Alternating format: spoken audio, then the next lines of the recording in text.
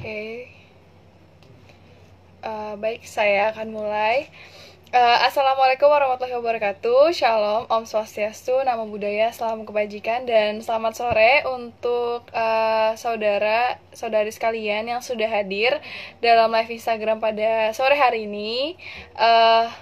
Di sini izin memperkenalkan diri terlebih dahulu. Perkenalkan, saya Selvina Indah, selaku host dari live Instagram pada sore hari ini. Ini karena saya biasanya nge-host malam nih, jadi kebiasaannya malam.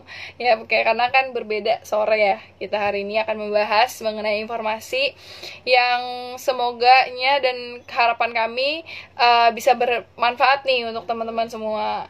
Nah, kalau misalnya teman-teman udah ngecek di feeds kita atau instastory kita, pasti udah pada tahu nih kita bakal bahas apa sih gitu. Nah, kita bahas lagi berkaitan dengan mental. Nah, tapi mentalnya ini berkaitannya dengan hal yang berbeda. Kalau misalnya kita pernah kan membahas sebelumnya mengenai kesehatan mental secara umum. Lalu kali ini kita akan membahas mengenai bagaimana sih kesehatan mental yang baik untuk orang tua. Jadi kita mengangkat dari sisi orang tuanya gitu. Nah, mungkin nanti teman-teman kita akan membahas materi mengenai menjaga kesehatan mental orang tua. Nah, kita akan membahas dengan dokter yang luar biasa, spesialis kedokteran jiwa, yaitu Dr. Yunia Setiawati, spesialis kedokteran jiwa, konsultan, yang merupakan perwakilan dari persatu profesi nih, profesi dokter spesialis kedokteran jiwa Indonesia atau PDSKJI gitu. Nanti kita akan membahas bersama dengan dokter Yuni selama 45 menit ke depan. Nah, pastikan teman-teman untuk bertanya ataupun yang pengen cerita, nggak apa-apa nih kayak live sebelumnya. Jadi ada yang cerita, ada yang bertanya, jangan lupa ya komen kalian di kolom komentar. Jangan lupa ditulis di situ ya. Mungkin di sini saya akan mengundang dari Dr. Yuni selaku narasumber kita pada sore hari ini. Baik, akan saya undang karena Dr. Yuni memang sudah hadir. Mungkin kita akan menunggu Dr. Yuni untuk hadir bersama kita. Kali ini mungkin live Instagram kita pada sore hari ini lagi-lagi malam ya. Ini mengangkat dari suatu kasus sebenarnya, yaitu ada kejadian orang tua yang istilah agak sedikit kasarnya adalah membunuh anaknya, atau misalnya melakukan tindakan kejahatan berupa kekerasan karena dianggap anaknya itu sulit diajari ketika belajar online atau daring. Sebenarnya apa sih yang salah? Kenapa orang tua sampai tega sejauh itu untuk melakukan tindakan yang memang benar-benar tidak bisa disetujui gitu kepada anaknya sendiri, kepada darah dagingnya sendiri. Nah, kali ini kita pengen mengulik nih, sebenarnya apa sih yang salah dan apa sih yang menyebabkan kejadian seperti itu bisa ada di masa pandemi COVID-19 seperti ini. Mungkin sambil kita menunggu Dokter Yuni, ayo teman-teman yang lain diajakin nih teman-temannya buat nonton.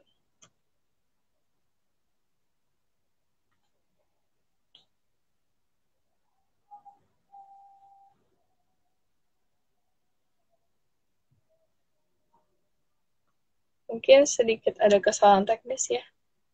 Mohon maaf sebentar.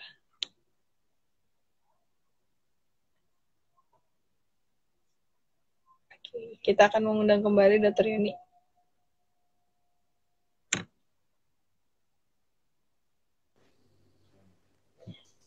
Selamat sore, dokter. Sore. Apakah suara saya terdengar dengan baik? Sore. Jelas, Gimana nih kabarnya, dok? kabarnya baik, jelas suaranya. Apakah dokter berkabar Ya, baik? iya, oke, bisa dimulai ngobrol-ngobrolnya. Uh, oh iya, boleh nih, dok. Nanti kita akan nanya-nanya nih sama dokter mengenai tema kita hari ini ya, dok, mengenai menjaga kesehatan mental orang tua. Nah, mungkin saya tadi ada sedikit intro sih dok mengenai alasan kenapa kita mengangkat konteks ini karena uh, ternyata ditemukan pada saat masa pandemi seperti ini karena memang keadaan yang berubah ya dok. Salah satunya banyak anak-anak yang belajarnya online dengan sistem daring itu membuat orang tua mungkin sedikit kesulitan dan kesusahan sehingga mereka meluapkan apa yang mereka rasakan itu ke anak mereka sendiri. Karena di kasus ini dok katanya adalah karena sulit diajari belajar online. Jadi ada kejadian yang tidak mengenakan yaitu orang tua sampai tega untuk menghilangkan nyawa anaknya sendiri. Nah, kira-kira berdasarkan kejadian ini dok, sebenarnya faktor apa sih yang membuat orang tua bisa nekat untuk melakukan hal seperti itu untuk kasus tersebut? Dok? Baik. Kasus ini cukup memprihatinkan ya, karena anak sampai dibunuh oleh orang tuanya sendiri. Nah, kemungkinan orang tuanya itu juga saat kecil korban kekerasan. Jadi saat 0 sampai 18 bulan pertama, kelekatan antara ibu dan anak itu sangat penting. Nah, mungkin orang tua ini kelekatannya sudah tidak bagus ya, jadi juga saat berhubungan dengan ini, ayahnya juga tidak bagus, sehingga kemungkinan bisa dari segi orang tuanya ada gangguan mental, atau karena krisis kehidupan ya, karena kondisi sekarang sangat Iya. memprihatinkan dan perlu penyesuaian dari kita semua. Khususnya orang tua ya, orang tua itu kan fungsi organnya sudah menurun, terus dia juga tidak diajarin oleh pola asuh yang baik, sehingga orang-orang dengan risiko gangguan jiwa atau orang yang resiliensinya rendah. Resiliensi itu yaitu daya kelenturan, bagaimana kita menghadapi Hmm. stresor, bagaimana kita menghadapi suatu permasalahan. Nah, kalau resiliensinya rendah, terus ada kemungkinan gangguan kejiwaan dan dukungan keluarga yang buruk, itu dapat menyebabkan risiko terjadinya ini ya, itu kan termasuk kekerasan terhadap anak. Karena di sini anak itu adalah makhluk yang lemah. Jadi gampang untuk dijadikan ini, kalau namanya di psikiatri itu salah pindah ya. Jadi mestinya nggak marah ke anak, tapi dialihkan ke anak, ke objek yang tidak berbahaya. Dan anak biasanya eh, kalau sudah mengalami kekerasan, maka dia akan memberontak. Memberontaknya dalam rupa dia menjadi cengeng, mungkin dalam hal belajar dia tidak mau belajar lagi, ya. Terus dia menentang Hmm. orang tuanya. Jadi alih-alih mendapat maaf malah mendapat hukuman, hukuman fisik terutama ya. Fisik, emosional, fisik itu dicubit, ditendang, dicakar dan sebagainya. Kalau emosional dikatakan bodoh, gak manfaat, ya, mama nggak mau punya anak seperti kamu dan sebagainya. Sehingga self image anak itu sangat rendah. Anak bisa jatuh dalam kondisi depresi. Hmm. Sebetulnya peran Berarti masyarakat juga, iya, gimana di, iya, iya dok. Berarti memang jelas bahwa faktornya adalah mungkin karena berkaitan sama faktor gangguan mental ataupun psikisnya ya dok, iya, yang lagi tidak membaik. iya, kemungkinan ada gangguan yang mendasari pada orang tuanya ya, kemungkinan ada gangguan mental atau gangguan organik lain, gitu ya. Hmm, Hmm. oke. Sebetulnya hal ini bisa kalau Oke, baik dokter. Memang berarti sudah gang- kegambar sekali ya dok. Memang ada iya, mungkin ada sesuatu yang aneh jadi. iya, aneh dan tidak disangka-sangka seperti itu ya. Mungkin orang Benar tuanya dok. itu juga tidak Mungkin tidak siap. Jadi sampai iya. dibuang itu ya untuk menghilangkan jejaknya itu. Iya, itu sebenarnya juga rincian kasusnya ya, Dok. Eh, ingin bertanya juga, Dok. Kan kalau misalnya ada kemungkinan nih, misalnya tadi faktor pertama adalah orang tua tersebut memang dari kecil memang mengalami masa pertumbuhan yang memang lingkarannya itu adalah ada berbau kekerasan seperti itu yang pertama. Yang kedua adalah adanya tiba-tiba kejadian yang membuat mereka mental mereka nggak kuat, nggak stabil, psikisnya jadi nggak bagus. Nah, kira-kira hal-hal apa aja dok yang bisa menyebabkan psikis mereka yang jadi nggak bagus di masa pandemi seperti ini dok? Khususnya di era pandemi ya, di mana burden tuh ekonomi yang nomor satu ya, karena banyak yang loss of job gitu ya, kehilangan pekerjaan, tentunya ekonominya menurun. Terus bukan ekonomi saja, tetapi social isolation yang biasanya kita bisa ngobrol-ngobrol, ya, ketemu teman-teman. Kalau yang udah tua kan reuni atau arisan, pengajian, jadi kegiatan keagamaan dan kegiatan sosial itu sama sekali tidak ada. Ditambah penghasilan yang menurun dan dia juga ini ya takut terhadap kesehatannya sendiri. Apakah aku nanti terkena COVID ya, atau apakah keluargaku nanti terkena COVID, atau orang-orang yang tinggal di daerah yang pandemis, di daerah yang relatif banyak COVID-nya, terus dia juga kehilangan orang yang dikasihi, kan banyak ya yang kehilangan ibunya, bapaknya, saudaranya meninggal tentunya sangat takut begitu ya. Dan juga ini apa namanya gangguan mental. Karena pengetahuan terhadap gangguan mental itu sangat rendah ya. Atau orang tua yang ini apa terpapar penyalahgunaan zat, alkohol, ya, gangguan mental misalnya ansietas, depresi, begitu itu juga rentan untuk timbulnya kekerasan. Dalam melakukan kekerasan itu sebetulnya kalau ada pengertian itu bisa dicegah karena orang tua sendiri tuh ada sifat namanya ari, jadi ambivalensi, ingin mencubit, ingin menendang, tapi sebetulnya dia juga kasihan pada anaknya gitu ya. Selain itu juga dia ini apa rigid, jadi pola pikirnya rigid. Terus pokoknya anakku saya disiplinkan dengan dicubit, dicakar, ditendang ya, diikat itu supaya nurut. Terus juga itu impulsivitas, jadi apa dorongan impuls-impuls pikiran yang nggak bisa ditahan. Jadi kalau begitu ya 3 menit nggak ada yang ini memberitahu akan terjadi peristiwa yang seperti itu. Nah, tentunya ini sangat membahayakan ya, karena kalau nggak sampai mati pun anaknya akan jadi tidak pasti, akan sangat ketakutan. Aduh, besok akan terjadi apa lagi ya dengan aku ya?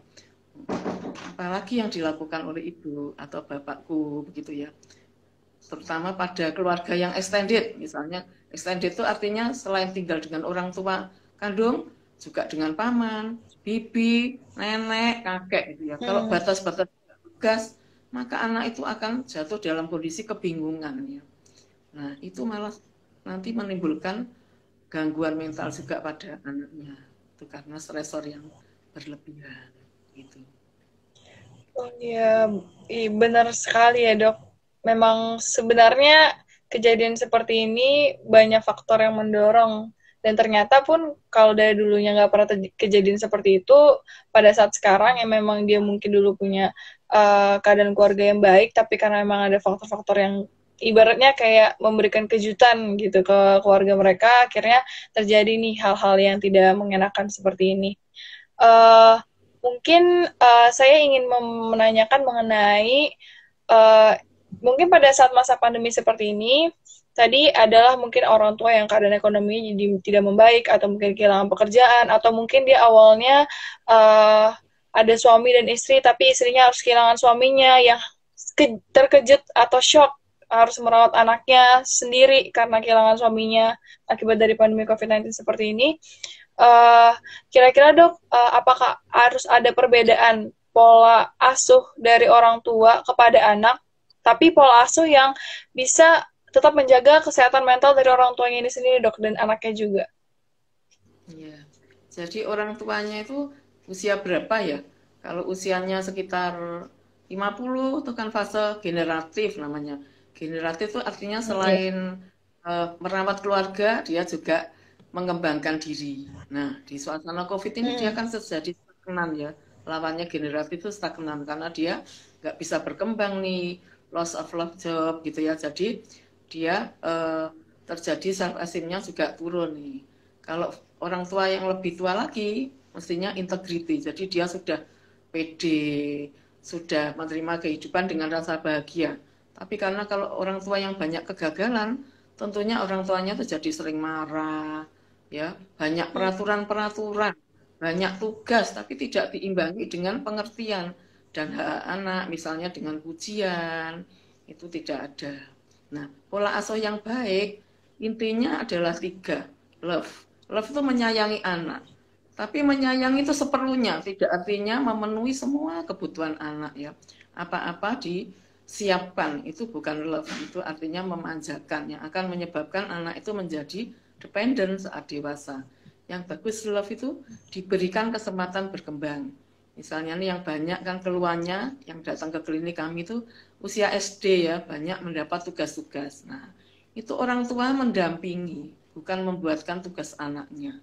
Sehingga anak SD itu kan fase industri, artinya membuat sesuatu sampai selesai. Jadi nanti kalau anaknya bisa membuat sesuatu sampai selesai, maka saat dewasa dia akan menjadi pribadi yang mandiri, percaya diri.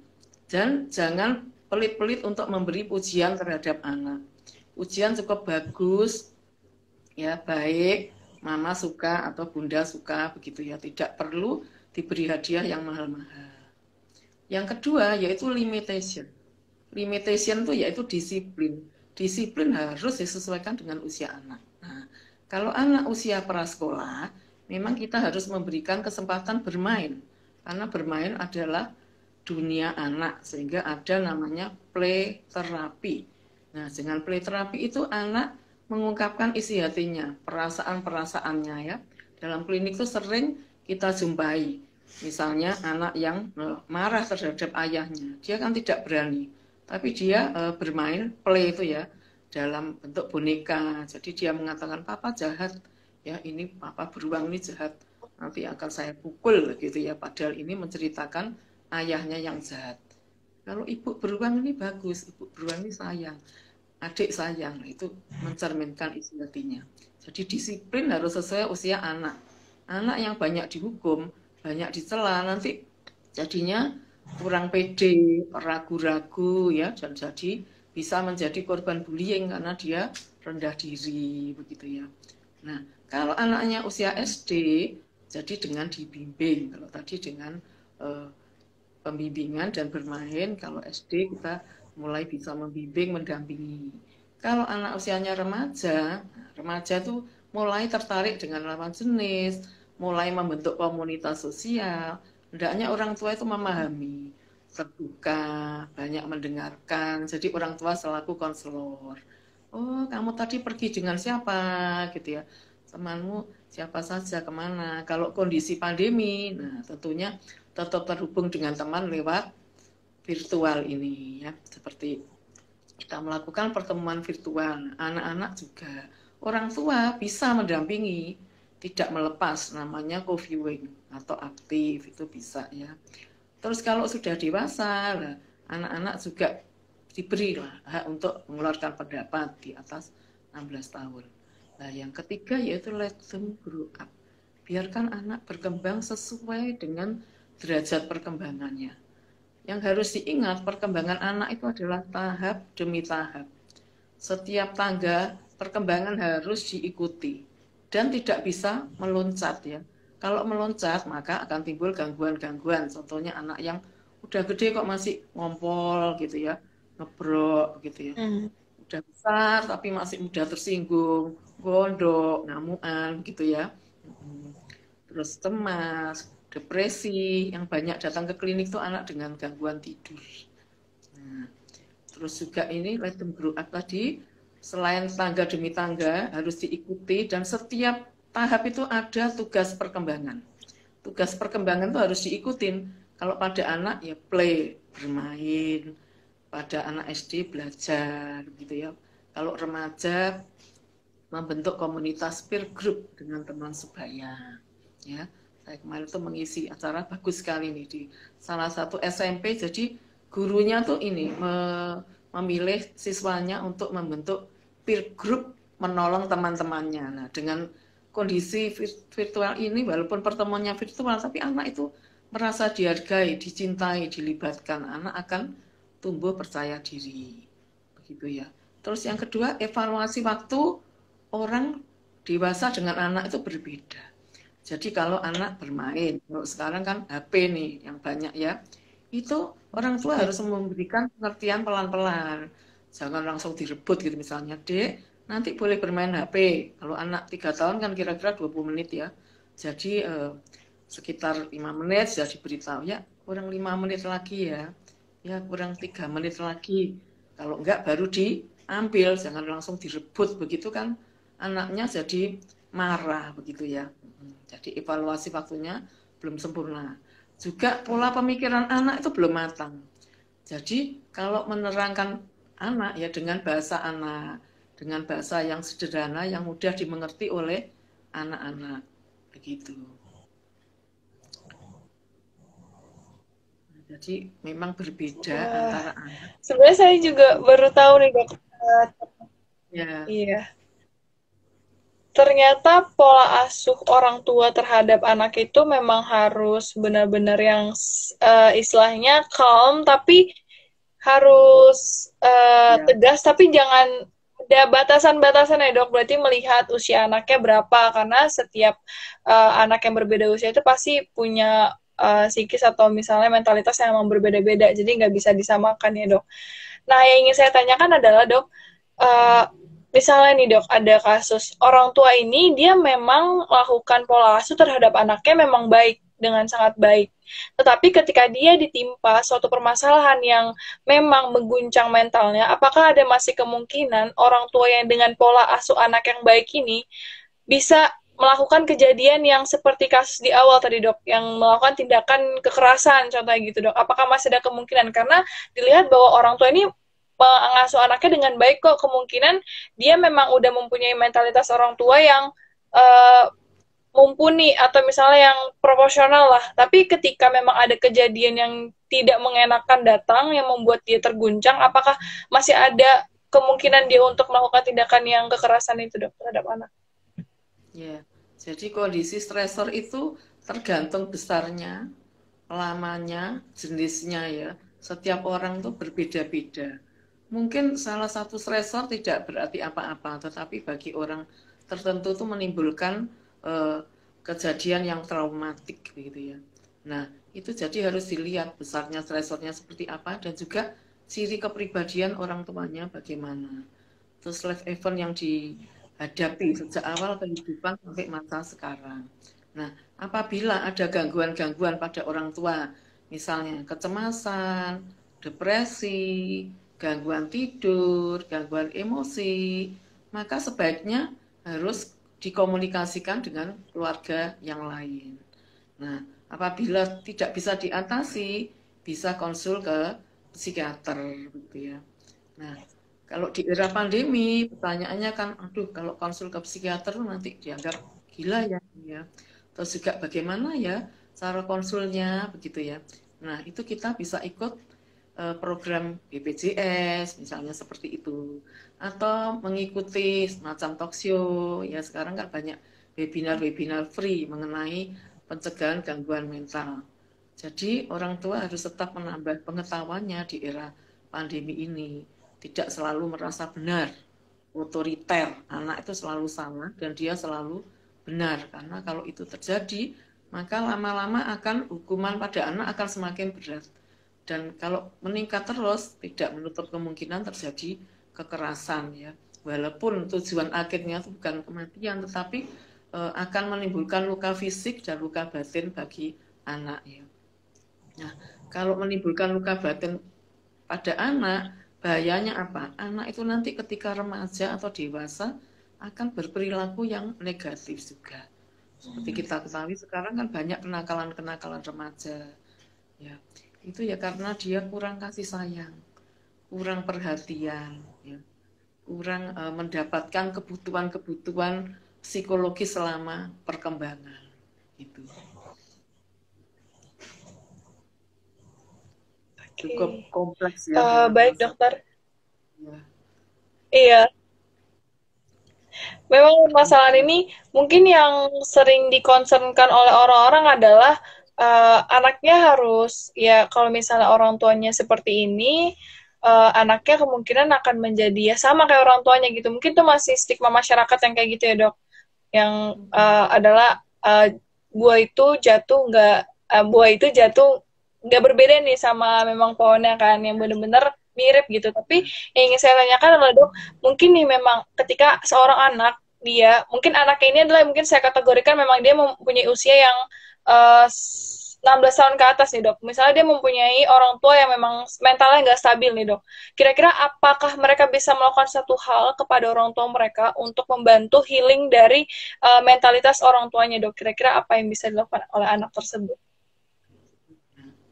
Bagus kalau memang orang tuanya itu bermasalah, memang biasanya kalau orang tua diberitahu anak nggak mau nih di ini ya, Iya, itu. mungkin anak itu bisa memberitahukan ke neneknya, ke pamannya, artinya orang dekat ibu yang ibunya tuh mau mendengar, ibu atau bapaknya mau mendengar, mau mengerti kondisi eh, ibunya, sehingga pelan-pelan akan memberitahu, sehingga ibu itu bisa dijelaskan, diberitahu bagaimana cara mengasuh yang baik dan benar, begitu ya.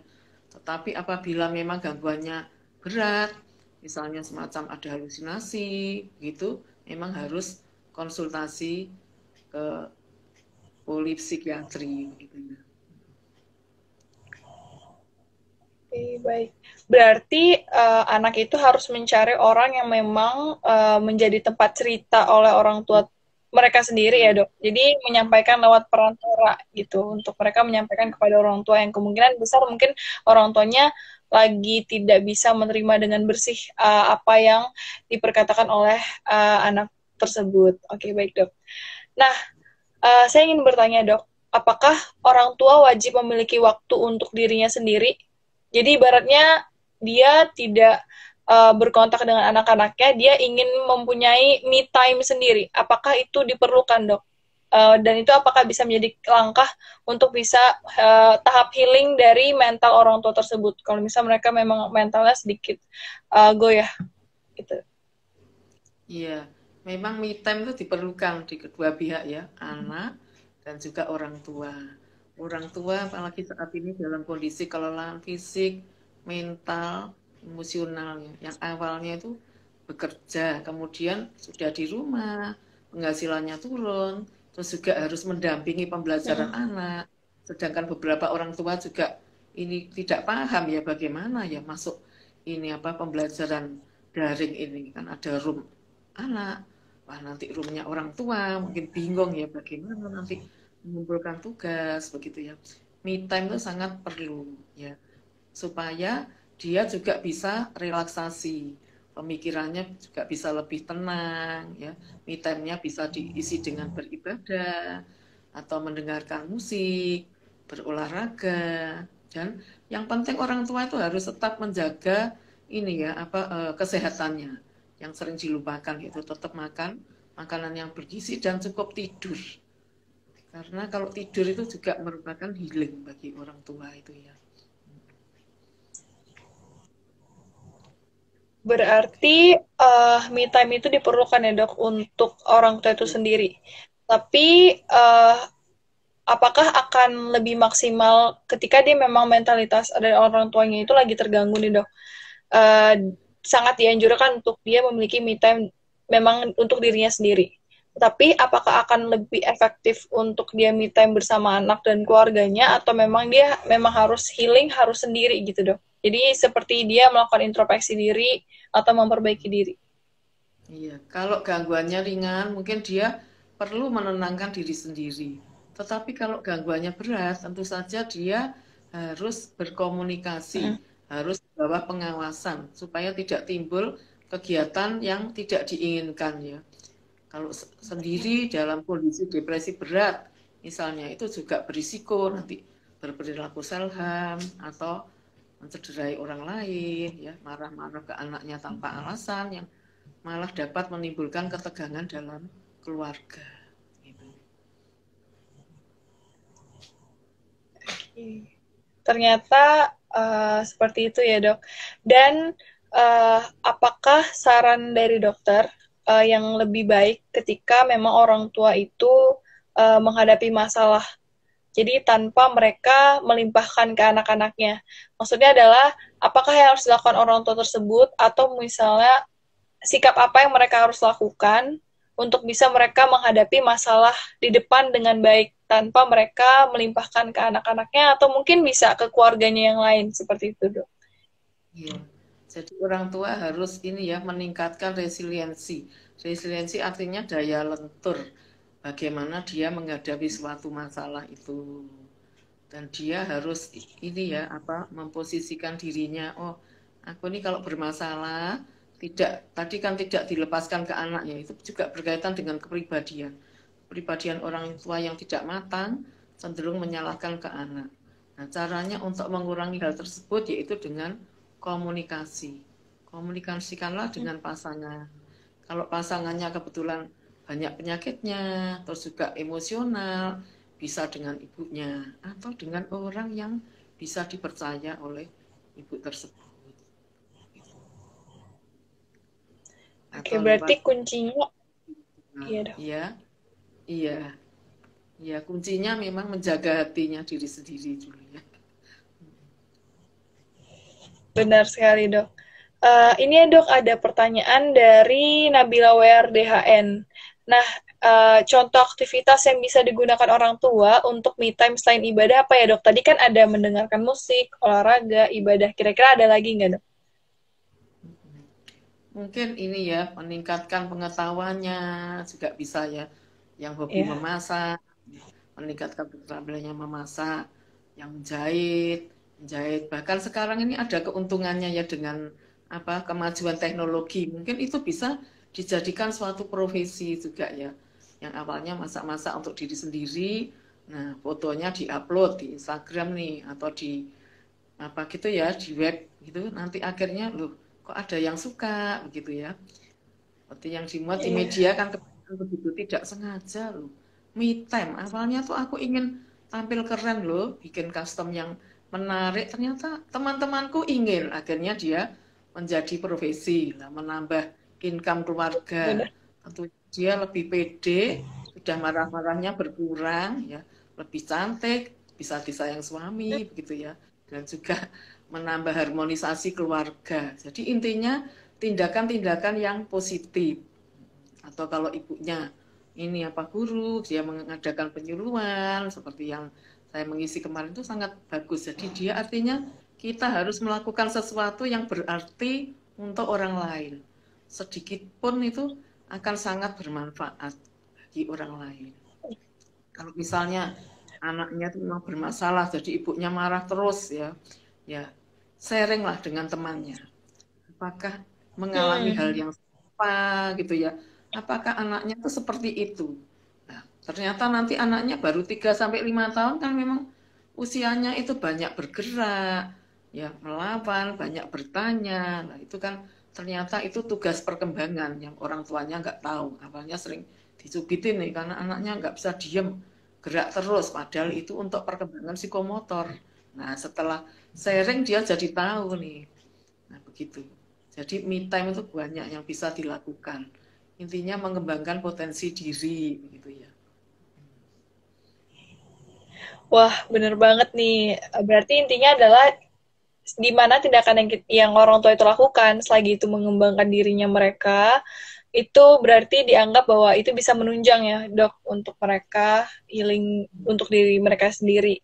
Dan sebenarnya bener juga nih dok, sebenarnya online ini sebenarnya nggak negatif mulu ya dok, positif tetap Iya, ada, karena contohnya kita lebih mudah untuk menghadiri webinar tanpa perlu kita keluar menggunakan transportasi, kita langsung tinggal login gitu ya dok, langsung langsung masuk gitu, jadi kita bisa dapat pengetahuan. Sebenarnya itu bisa cara yang dipakai teman-teman juga. Kalau misalnya di sini ada teman-teman yang memiliki anak atau berperan sebagai orang tua, atau mungkin orang tuanya mungkin dalam keadaan seperti itu, bisa nih cara-cara tadi yang disebutkan dokter ini digunakan untuk membantu healing dari orang tua tersebut. Nah, paket lengkap sebenarnya. Dan ini ada pertanyaan lagi dok nih, pada umur berapa sih dok sebenarnya dan sebaiknya anak itu pisah kamar dengan orang tua? iya. usia. Sebetulnya memang anak itu sedini mungkin ketika terutama usia sekolah dasar sebaiknya dia juga tidur sendiri karena anak itu sudah mandiri. Pola pikirnya juga sudah berkembang. Dia bisa berpikir sebab akibat. Nah, tidur sendiri itu tujuannya bukan dipisahkan ya dari orang tua supaya anak itu mandiri gitu ya, tapi tetap dalam pengawasan orang tua tentunya ya. Karena kalau usia 6 tahun tuh ini super egonya berkembang. Anak bisa berpikir realistis, anak bisa bertanggung jawab akan dirinya. Kalau sudah dilatih sejak dini, maka tuh anak akan mandiri ya.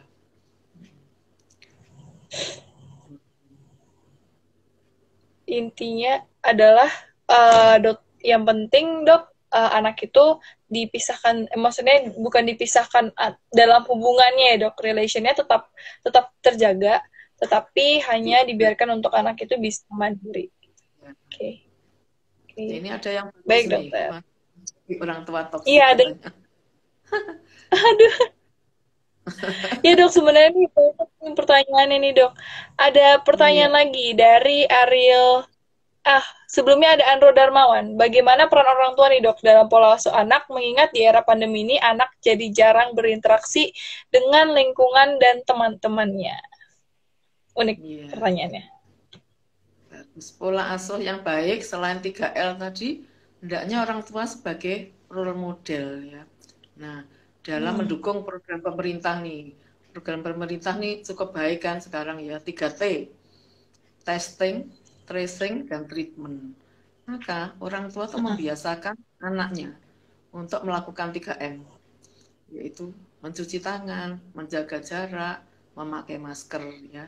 Dan orang tua menjadi contoh 3R, jadi jangan suka rumpi-rumpi, rame-rame, yang rapat-rapat di tempat yang gelap, artinya ya diskusi. Jadi orang tua sebagai role model, sehingga anak itu akan ini mencontoh orang tuanya. Jadi, nah, dengan contoh yang baik, maka kesehatan keluarga itu akan tercapai. Kalau keluarganya sehat, otomatis nanti lingkungan kecil ya, mikronya keluarganya sehat, anak yang terbiasa dengan ini apa lingkungan yang supporting, mendukung, nanti anak akan tumbuh dengan pribadi yang sehat.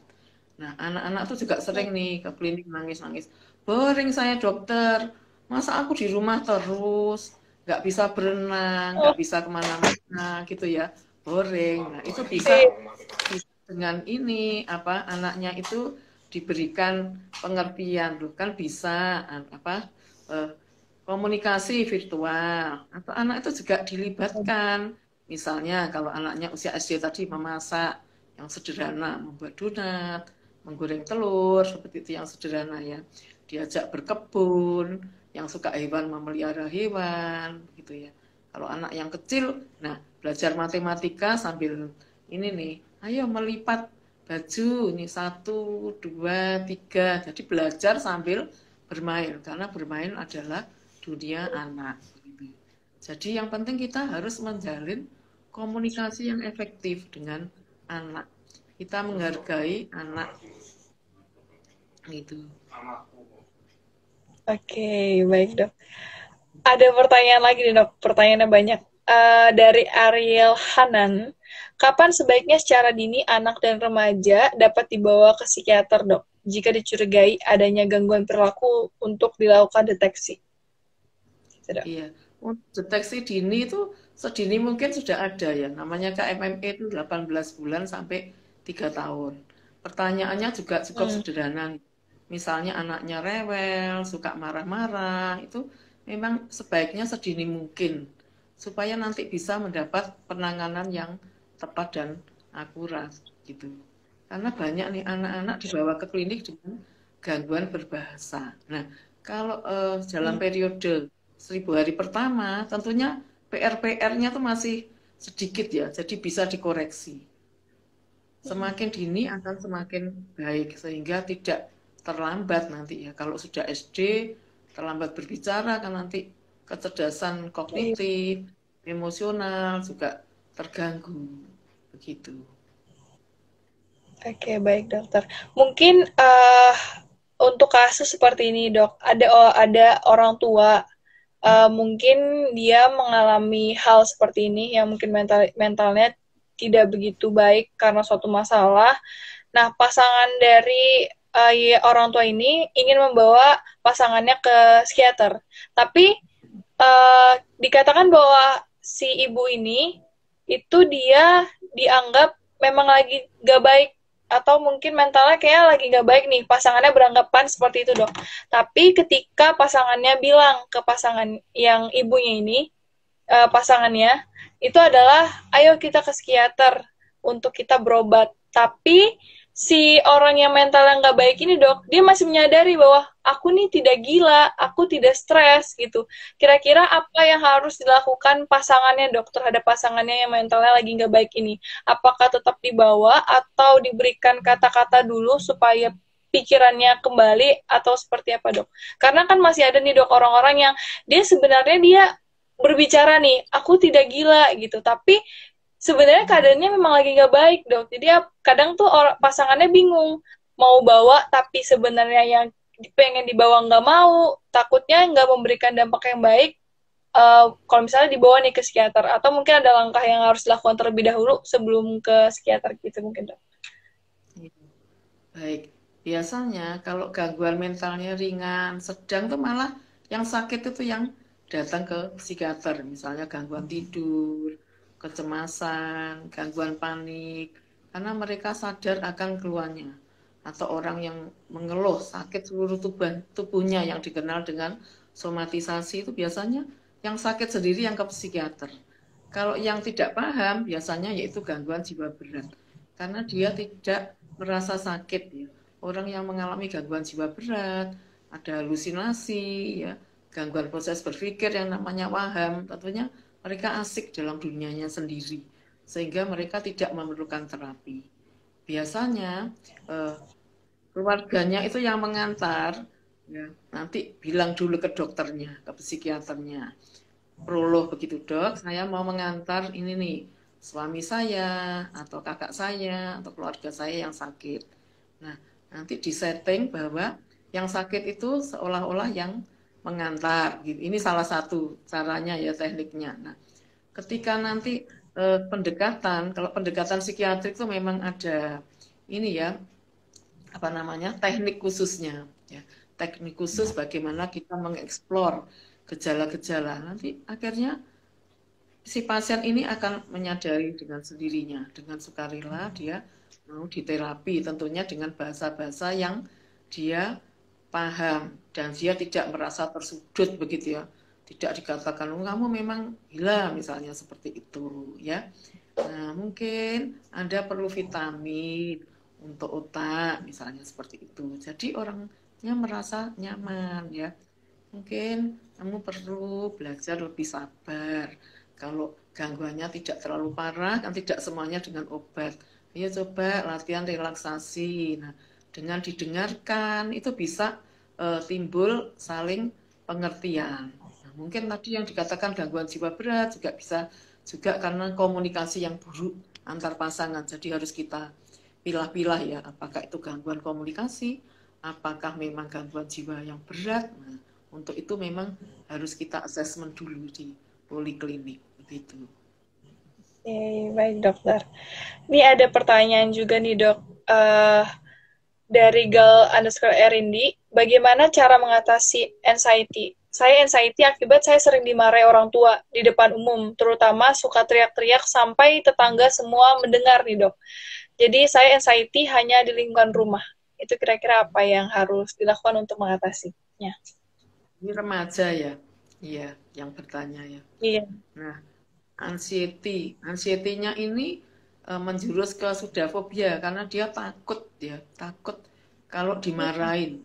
Nah, kalau dimarahin kan juga malu ya, dipermalukan begitu. Mungkin tadi sama dengan pertanyaan yang toksik tadi ya. Nah, kalau seperti itu memang kita kan sebagai anak tidak bisa melawan ke orang tua. Kita juga menjaga jarak ya. Terus juga mencoba mengerti bagaimana kondisi orang tua kita. Nah, di antara jeda marah-marah itu kan ada mesti ada saatnya tenang gitu ya. Mungkin perlu diajak ngobrol gitu orang tuanya ya dengan mekanisme pembelaan ibu humor, ma atau pa atau bu, bapak itu saya tuh sayang sama bapak ibu. Akan tetapi kalau tidak marah-marah, nggak teriak akan lebih sayang lagi. Kan orang tuanya pelan-pelan akan mengerti. Sering orang tua tuh karena tidak mengerti bagaimana cara mendidik anak dengan baik. Dikatakan kalau marah, teriak-teriak dikira nanti anaknya nurut. Gitu. Padahal tidak demikian. Itu akan menimbulkan anak itu menjadi self-esteem-nya rendah, self-image-nya rapuh. Jadi tidak kerasan di rumah nanti. Tambah dia karena cemas di rumah, ya udah aku ikut dengan teman-teman saja. Begitu ya. Jadi perlu pengertian antara orang tua dan anak untuk mengatasi permasalahan dalam keluarga. Karena keluarga memang dinamis, tidak anaknya saja yang harus belajar, orang tua juga harus belajar bagaimana menyampaikan kekesalan, marah, kekecewaan itu harus dengan cara yang santun. Nah, itu kadang malah anaknya yang mengajarin orang tuanya ya, karena orang tua kalau yang lama terlalu benar gitu ya, yang dikatakan toksik, dekat dimarahin, nanti kalau jauh dicari begitu ya. Oke. Oke. Wah, sebanyak sih info yang udah kita dapetin nih teman-teman dari Dokter Yuni. Mungkin Dok, sebenarnya saya ingin bertanya lagi nih Dok. Tadi sebenarnya pertanyaan sudah dijawab semua Dok. Cuman pengen bertanya lagi, cuma karena kita dibatasi oleh waktu, jadinya sampai di sini mungkin yang bisa kita gali mengenai topik hari ini. Mungkin saya sedikit menyimpulkan Dok, sebenarnya inti dari menjaga kesehatan mental orang tua itu adalah nggak hanya peran dari orang tuanya aja Dok, dari anaknya, dari keluarga juga harus sebenarnya mendukung untuk menjaga kesehatan mental dari orang tua. Mungkin intinya adalah kita ketika kita ada masalah harus komunikasi, kita harus bisa memilih tempat kita bercerita agar kita nggak melimpahkan jadinya ke anak-anak kita ataupun ke anggota keluarga kita yang lain. Dan juga sebenarnya untuk menjaga kesehatan mental orang tua juga dibutuhkan me time ya Dok. Jadi memang hal-hal yang bisa mengembangkan potensi orang tua tersebut. Jadi ketika ada hal-hal yang mengejutkan datang, mereka tidak kaget nih Dok. Jadi mereka lebih lihai untuk bisa menentukan sikap nih. Contohnya ya masa pandemi seperti ini banyak masalah-masalah yang tiba-tiba muncul yang menggoncang memang rata-rata keluarga, dengan kasus yang contohnya tadi di awal ya Dok, sampai orang tua itu rela melakukan tindakan kekerasan kepada anak-anaknya. Seperti itu. Mungkin terima kasih Dokter Yuni atas segala informasi dan ilmunya Dok. Semoga dokter makin sehat di masa pandemi seperti ini. Ketika dokter berpraktek juga semoga dijaga oleh Tuhan, karena kan memang dokter bekerja di rumah sakit ya Dok. Emang mungkin tempat yang sangat-sangat beresiko. Semoga dokter selalu sehat dan selalu bersemangat dan selalu lancar Dok prakteknya sebagai dokter atau sebagai psikiater. Untuk dokter, saya mau ucapkan banyak terima kasih. Untuk teman-teman, terima kasih telah bertanya. Yang tadi sebenarnya juga kayaknya ada satu peserta yang memang cerita, Dok, jadinya. Mungkin hal yang bisa disampaikan hanya bisa itu saja, Dok. Mungkin untuk teman-teman, semoga ilmunya bermanfaat. Nih, banyak nih yang bilang terima kasih, Dok. Terima kasih, Dok. Matur nuwun, Dok. Sangat bermanfaat. Mantap, Dokter. Mungkin saya selaku host mengucapkan banyak terima kasih. Teman-teman jangan lupa terapkan protokol kesehatan ya. Pakai masker, jaga jarak, cuci tangan, olahraga yang seimbang, dan juga pemenuhan gizi. Olahraganya juga rutin nih, supaya kesehatan kita makin diimbus, makin meningkat gitu. Untuk teman-teman, berhati-hati untuk segala aktivitasnya. Mungkin saya selaku host pada live Instagram hari ini mengucapkan terima kasih dan selamat tinggal. Bye-bye. Terima kasih dokter. Izin untuk end live Instagram. Terima kasih. Sukses dokter. Sukses selalu. Sukses selalu dok.